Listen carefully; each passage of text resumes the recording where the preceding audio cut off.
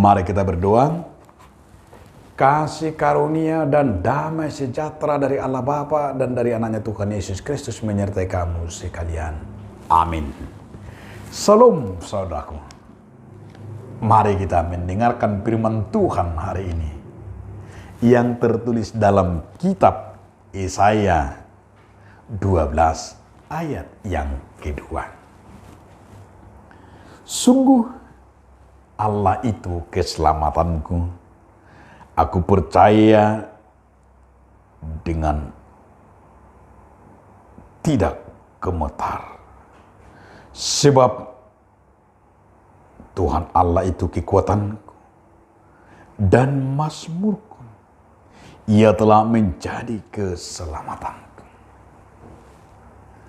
Idama debata doha tuaku, ibana hukaposi. Jadi dama bir ahu, ai Tuhan Jehovah doha guguku. Dohot puji-puji aku, dohot menjadi hatuaun diau. Demikian firman Tuhan. Saudaraku, dalam nama Tuhan Yesus Kristus, judul renungan kita hari ini adalah Tuhan keselamatan dan kekuatanku. Kalau kita mau ada keberanian dan tidak mengalami takut dan gemetar, kita harus percaya dengan sungguh-sungguh, dengan keyakinan, artinya menaruh iman kita hanya kepada Tuhan.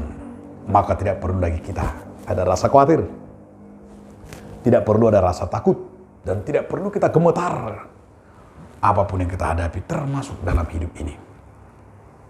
Dalam Yesaya ini sangat luar biasa, di mana Yesaya berkata Tuhan adalah keselamatanku. Allah mau menjadi tempat kita, kekuatan kita, menyelamatkan kita.